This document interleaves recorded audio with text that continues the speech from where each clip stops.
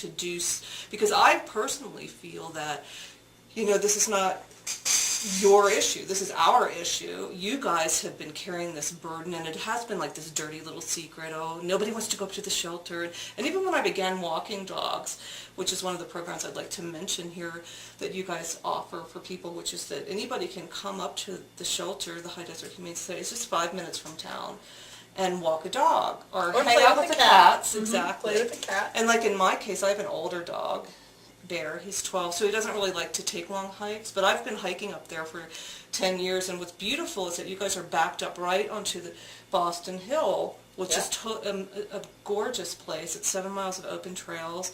Plus you have smaller little, really easy to walk trails, which are sidewalks that are put down.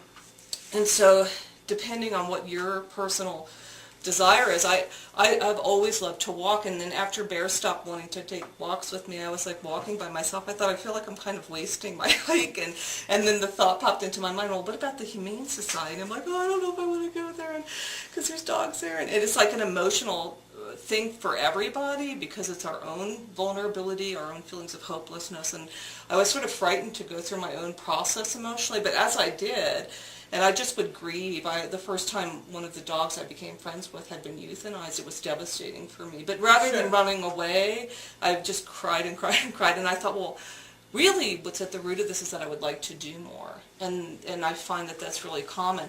And what I love about your dog walking thing, I'm really into the whole idea of everybody kind of doing what they want to do. And I love to walk dogs. I love walking in the hills. It's really beautiful up here. You never see anybody out there, and it's gorgeous. So I'll just come, and I especially like dogs who have issues with where they're strong now. Maybe they're like 6 or 7 months. Maybe they weigh 75 pounds. They've never been on a leash. They've never had their nails clipped. They're completely like overwhelmed emotionally with all that energy, and they need to learn how to walk on a leash and stuff to really have a good chance of being adopted and not hurt somebody. That's how they end up here, because maybe they've clawed their owner or they've pulled them and injured them. And within 4 walks up there with them, because I can go for 40 minutes through the hills, and the fact that you guys let us do that, I love. And even yesterday, I was doing my laundry at the laundromat, and I had like a half hour while my clothes were drying, and I ran up here, and I took Bear, who I love, for a nice half-hour walk, and it was beautiful. I got a little bit of exercise, cleared my mind, and came back, and he enjoyed it, and I enjoyed it. And it never feels like I'm doing anything for them, because they just fill you up with love. And it's also wonderful because if you're not really into walking, but you love dogs or animals or cats, and you just want to come and hang out with them. Sometimes I've come up here. I remember when I was grieving when my friend Duchess had been put down with one of the dogs here who didn't make it through adoption, and I remember when I came in, I didn't know what to do with all those feelings, and then I came in, and Scott, who works up front, is lovely, he gave me a little puppy to take out, and I just sat with her, and she was just like, they have so much love. I was just like crying. I'm like, why are we even in this world?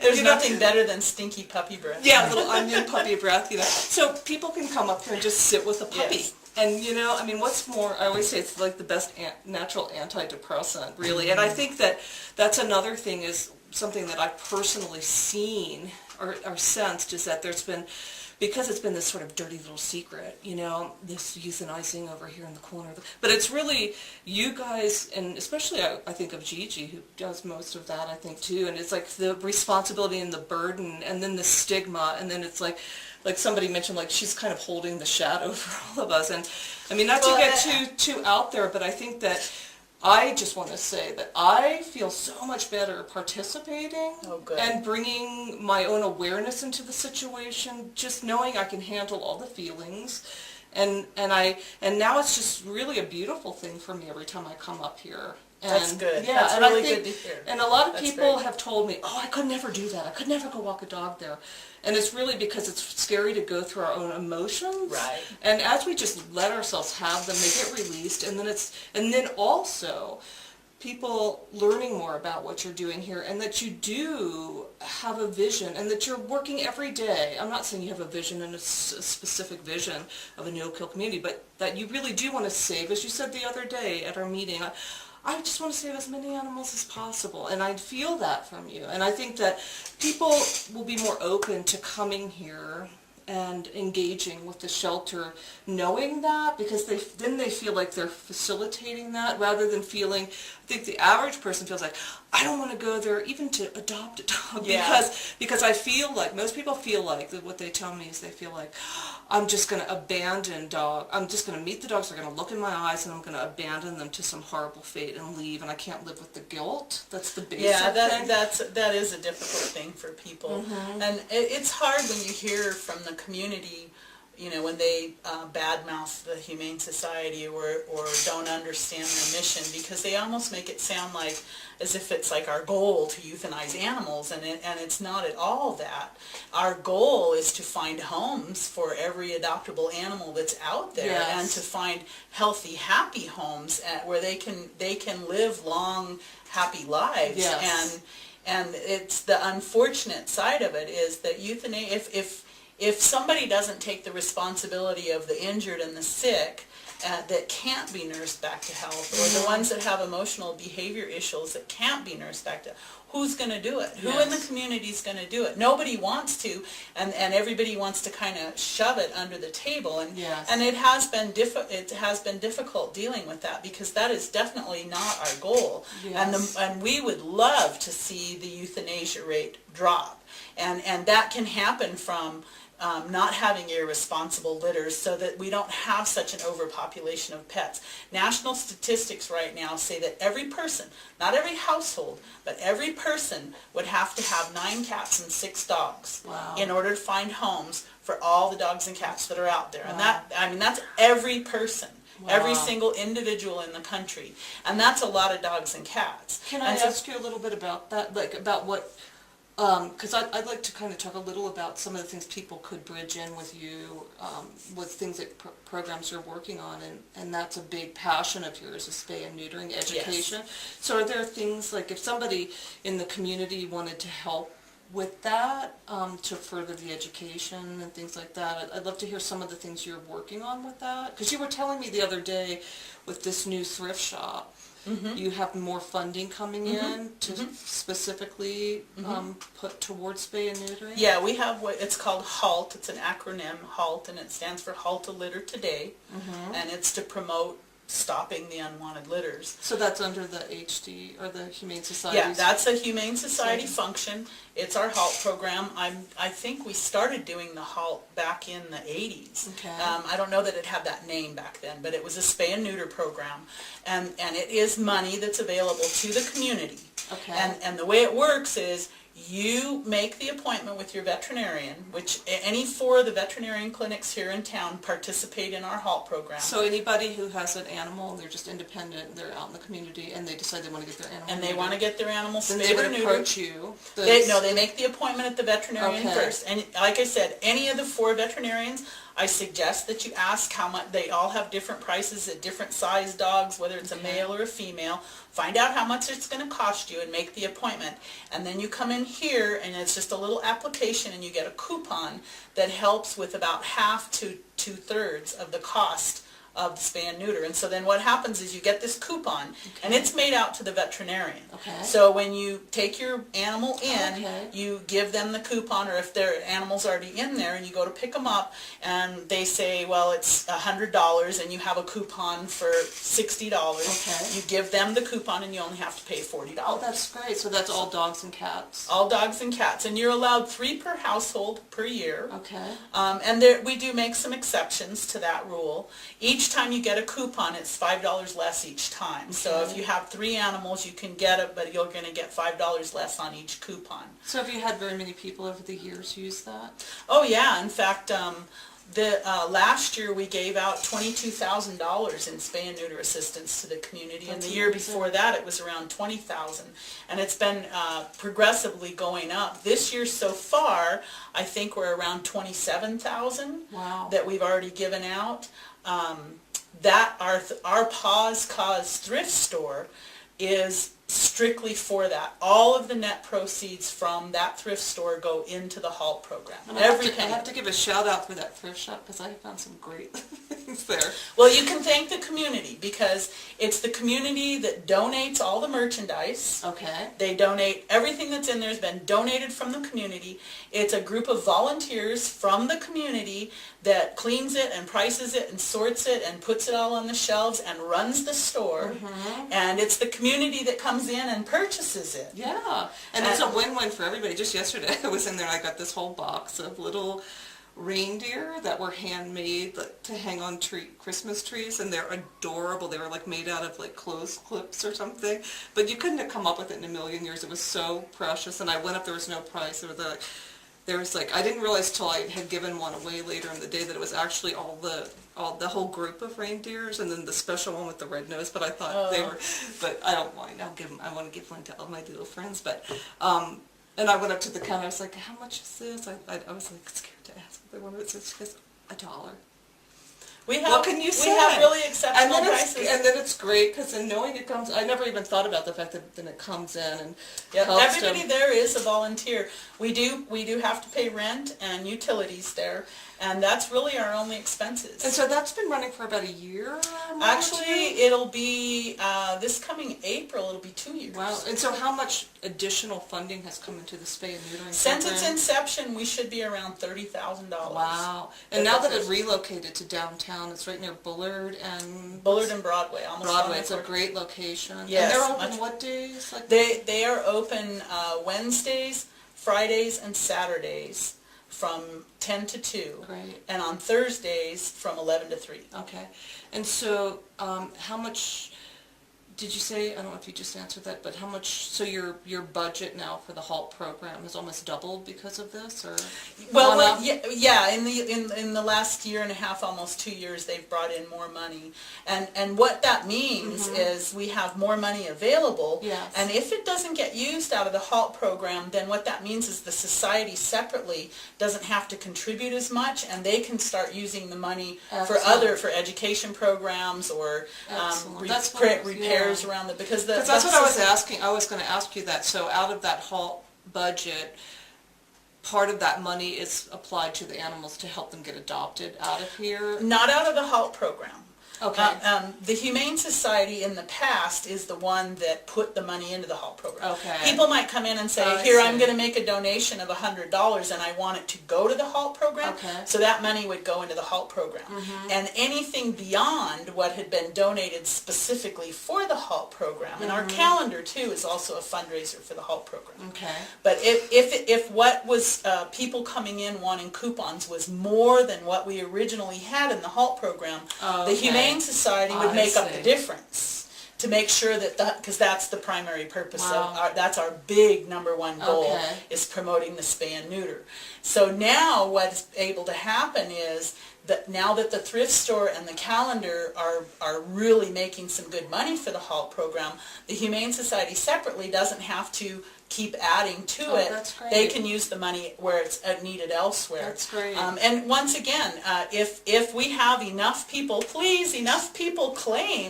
spay and neuter coupons, the money will still be available. And this next year, 2013, is the Humane Society's 40th anniversary, because it was 1973, September 11th, 1973, when we were incorporated. And so my goal this next year is to get $40,000 in our HALT program to have it there. That's amazing. And the unfortunate thing is, it's not always about the money when it comes to spay and neuter. We had a big drawing where we gave away five free spay and neuters to the community, and only one person that won came and claimed it. There's still a huge educational and cultural gap in the need and necessity for spay and neuter. So part of our HALT program, aside from giving the money, is providing the education to the community about the benefits of the spay and neuter. Speaking of which, if people wanted to participate in facilitating that with you, do you have any recommendations? I mean, we're going to work with our group to support that in whatever ways would be useful to you, but it sounds like you have a little more breathing room, some more resources to grow the program further and do more community outreach. So if somebody wanted to help you with that on a volunteer basis, would they contact the Humane Society? Contact us down here. They can get you in touch with me. Great. And we'll put the links for you guys and the Friends of the Animals as well on the bottom of this recording. Like I said, there's 2 phases to it. There's the monetary end of it, and then there's the educational. And if you're an individual who believes in spay and neuter, then promote our program out there. Tell people how important it is, and that we have money available. If you don't believe in spay and neuter, come talk to me. I'll convince you otherwise if I can. Because we're hoping to have another interview with you soon, where we can really, whoever interviews you can really discuss the whole spay and neutering phenomenon, because a lot of people don't understand. Right. And it sounds like it's something you're very aware of, that you have a really strong passion, and you can also see how to really be effective, and it's kind of an exciting time because you have more resources to work with, and I think that'd be great to bring more information in and bring more people forward, because I have noticed in my conversations out in the community these last few months that there are people who are really strong on that issue, and they come forward really strong and they say, this is where it has to stop, this will change everything if we can just, and so I know there are people who would love to join forces with you on that. And if you are a big pro spay and neuter person already, we can use help with the city council and the county commissioners, because our ordinances are very, very weak in pushing the spay and neuter issue. So it'd be great to really cover that in the interview that we do around this as well, so people can get a sense of what, because you've obviously seen how to resolve a lot of the things, and make, it sounds like, really big strides in the community in really reducing euthanasia through dealing with that level of the issue. You bet. That would, if we could just have responsible breeding out there, then euthanasia would naturally become reduced. Well, I'm thinking we've covered a lot in a brief time, but before we wind down, I would love to ask you if there's any other things that people who might want to engage with the Humane Society, how they would, if there are any particular projects or things. I know on our site we're going to work to help, like even our first group project with the Animal Friends is to help facilitate increasing adoptions at the shelter, because you were there and we all kind of came up with this as a way for us to proceed. So we're going to work together to, get more publicity on certain things like that. But are there any certain programs or projects that people would could engage directly with the Humane Society around? Well, like you said, coming to walk the dogs and socialize dogs and cats is always a big thing, because sometimes these animals are here for a long time, and they need that. Of course, money.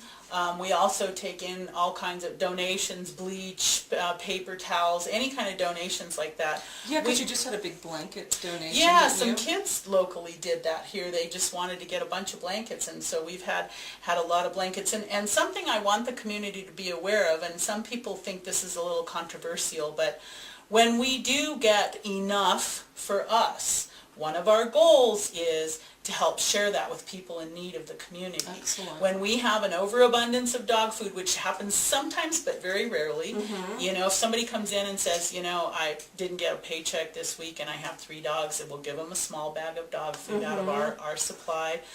If somebody's, we have the warm beds program where we give out free straw. And upcoming here this winter, we'll be selling dog houses at a reduced price. So if somebody needed straw, what would they do? Just contact us? Just come on in here and we'll give them a bag of straw. And the straw is a great insulator. If you have an outdoor dog, it works great inside their dog house. We're going to have some upcoming fundraisers this next year. Like I said, our goal is to get $40,000 in the HALT program. And the Humane Society side of it is 100% funded by donation and fundraiser. Wow. So all those fundraisers is what helps support. So everything that you guys do, all the sheltering, apart from the pound part, is all donations? That's all donations amazing. And fundraiser. The money we get from the city and the county is strictly to house and provide animal control for the pound side of it. That's amazing. And really, we also get the money from the licenses and the impound fees, and with that together, it probably covers the cost, barely. But the shelter pound side of it does not take donations. They're not funded by donations or fundraisers. They are funded by the city and the county. It's the society, the adoption program, the spay and neuter program, the education programs, the emergency response team that we have for the community, because if we have forest fire or flood, we take in community animals and house them during the disaster. All of that is funded by public donation and fundraising. Wow. And so to donate, they'd go to your website? Is that the best? They can donate on PayPal at the website. Okay. They can come in here and make cash or check donation. We don't take credit card or debit card because they charge a fee and we need every penny. And then, like I said, donation of supplies. Some of the upcoming things, there'll be another sort of crafts fair in April. We're going to need people to help donate merchandise to sell. We might need people to help run the booth. And that would all just be coordinated through the front desk here? They can come in and get my phone number, my personal phone number. I'm more than willing to give that out. They can call me through the shelter or call me at home. And we can coordinate stuff like that. Some of the things you guys have been talking about is maybe doing the farmers market and taking animals down there. Any place we can get the awareness out there of what the Humane Society does, then that helps raise the awareness of how much we need to control our animal population and ways that we can do it. And our website is going to really be designed to help be a kind of a hub for all the different places. So if you have a project coming up, a fundraiser, we'll promote that on there, and then maybe people, if they are interested in volunteering, we can link them into your site, into a contact point, because I think that'll help people too, to see like a per project basis. To the people who are sort of out of your inner group of volunteers who want to just, bake some brownies or do something. So it is difficult in our community to get the word out. It's just one of the obstacles. I don't care whether it's the Humane Society. Exactly, it is. And I think that's the good thing with technology now. And I think just our group is really going to do a lot of that, because I think we're a small group, and we'll probably grow, but our main thing will be just to help kind of facilitate bridging more information into the community, and because there's so many people who love animals and so many people who want to help. And so if they just can see, maybe I could do this, or this thing's coming up, or there's going to be and we've got quite a few different fundraisers for this next year. They're still kind of in the works. We want to do a pet photo contest where your vote would be $1. So however many dollars you can recruit, that's how your photo would win. We're also hoping to partner with the museum on a pet photo shoot where we would take family pet pictures.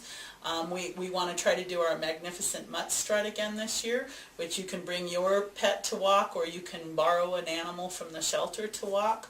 We've also talked about having a yappy hour where everybody could come and have dog biscuits and wine accordingly. And so some different ideas, and anybody that has an idea or wants to help facilitate that or add to that, please come talk to me. Please come talk to me. Yeah, and that's one of the things we're really wanting to do with the group, is help to, if somebody has an idea, to help bring energy to it, so we're not just like throwing these ideas at you guys like, bye, while you're like washing towels and cleaning cages, and but we can actually bring some real pragmatic structure to some of the projects that you'd like to do for fundraising. Yeah, and like you said, the walking the dogs and playing with the cats is critical. Oh my gosh, it's heaven. But I know some people, like you say, they just can't deal with their own emotion, or maybe they're afraid to handle a dog. There are so many other ways you can help. There are many people at our thrift store that do our Paws Cause thrift store that wanted to help but couldn't come down and walk a dog. So what would you recommend for people? Some ideas? Well, the thrift store, of course, always needs help, they take volunteer applications down there.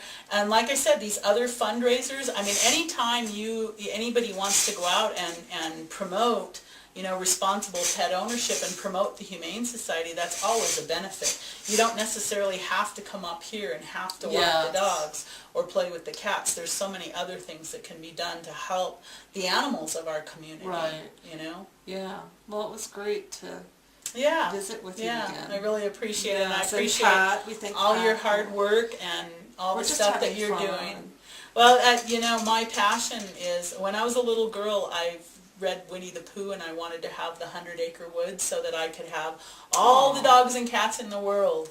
And then I realized that that was a little far-fetched, And but your dream came true. but that's my passion, is That's I don't awesome. want any dog to have to go through some of the things some of our animals do, and I think every dog, you know, deserves a good home. Count me in as one of your assistants. Yes. That's awesome. Yes. Yeah, and Thank Thank you so much for all your support and all the dog yes. walking that you do. Oh, I and- love and- it. It's like a Good. pleasure for me, you know, Good. and it's been great to begin to get to know you, and I'm really excited to see where everything goes into the future in the community. You Good. know, I think we're going to really see some big changes that are much more supportive for you Good. guys. I hope so.